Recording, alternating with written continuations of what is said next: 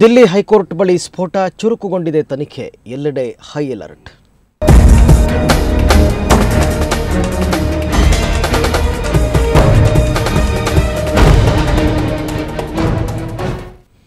ನಾಲ್ಕು ತಿಂಗಳಲ್ಲಿ ದೆಹಲಿ ಮತ್ತೆ ಉಗ್ರರ ದಾಳಿಗೆ ನಲುಗಿದೆ.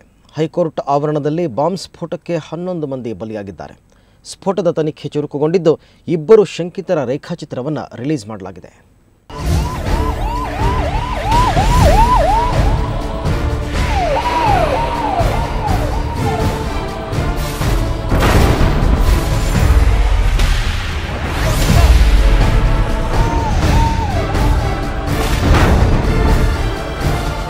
Delhi high court gate number 4, gate number 5 ಮಧ್ಯೆ ಸಂಭವಿಸಿದ ಪ್ರಬಲ ಬಾಂಬ್ ಸ್ಫೋಟಕ್ಕೆ 11 ಮಂದಿ ಬಲಿಯಾಗಿದ್ದಾರೆ.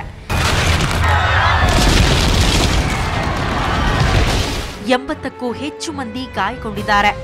ಗಾಯಗೊಂಡವರನ್ನ ರಾಮ್ ಮನೋಹರ ಲೋಹಿಯಾ, ಸಫ್ದರ್ ಜಂಗ್ ಮತ್ತು ಏಮ್ಸ್ ಆಸ್ಪತ್ರೆಗೆ ದಾಖಲಿಸಲಾಗಿದೆ. ದೆಹಲಿ ಸರ್ಕಾರ ಮೃತರ ಕುಟುಂಬಕ್ಕೆ ತಲಾ 4 ಲಕ್ಷ ರೂಪಾಯಿ ಪರಿಹಾರ ಘೋಷಿಸಿದೆ. 4 ತಿಂಗಳಲ್ಲಿ ನಡೆದ 2ನೇ ಸ್ಫೋಟ ಇದಾಗಿದ್ದು ಇಡೀ ದಿಲ್ಲಿಗೆ ನಡುಗಿ ಹೋಗಿದೆ.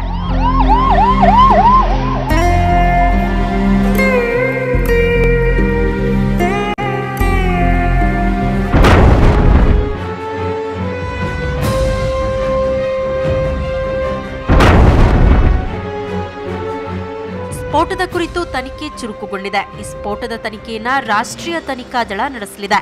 ಈಗಾಗಲೇ ತನಿಖೆಗಾಗಿ ಗೃಹ ಸಚಿವಾಲಯ 20 ಮಂದಿ ಸದಸ್ಯರ ತಂಡವನ್ನ ರಚಿಸಿದೆ.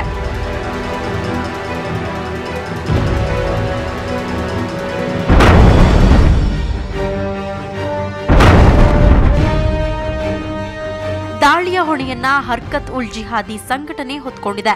ಈ ಮಧ್ಯೆ ದಿಲ್ಲಿ ಪೊಲೀಸರು 2 ಶಂಕಿತರ ರೇಖಾಚಿತ್ರಗಳನ್ನ ಬಿಡುಗಡೆ ಮಾಡಿದ್ದಾರೆ.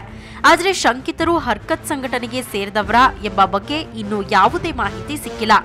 ಹರ್ಕತ್ ಉಲ್ ಜಿಹಾದಿ ಉಗ್ರ ಸಂಘಟನೆಗೂ ಮುಂಬೈ ದಾಳಿಗೂ ಲಿಂಕ್ ಇರುವ ಸ್ಫೋಟಕ ಮಾಹಿತಿ ಕೂಡ ಬಹಿರಂಗವಾಗಿದೆ. ಹಾಗಾಗಿ ದಿಲ್ಲಿ ಸ್ಫೋಟದ ತನಿಖೆ ನಡೆಸ್ತಾ ಇರೋ ಎನ್ಐಎಗೆ ಮಹಾರಾಷ್ಟ್ರ ಎಟಿಎಸ್ ಕೂಡ ಸಾಥ್ ನೀಡಲಿದೆ. ಈ ಸ್ಫೋಟದ ಹಿಂದೆ ಹರ್ಕತ್ ಸಂಘಟನೆ ಕೈವಾಡವಿರೋದ್ರಿಂದ ಸಂಸತ್ ಭವನ ದಾಳಿ ರೂವಾರಿ ಅಫ್ಸಲ್ ಗುರು ಬಿಡುಗಡೆಗೆ ಒತ್ತಡ ಹೇರುವ ತಂತ್ರ ಉಪಯೋಗಿಸಿದ್ಯಾ ಅನ್ನೋ ಅನುಮಾನ ಮೂಡಿದೆ. ಬ್ಯೂರೋ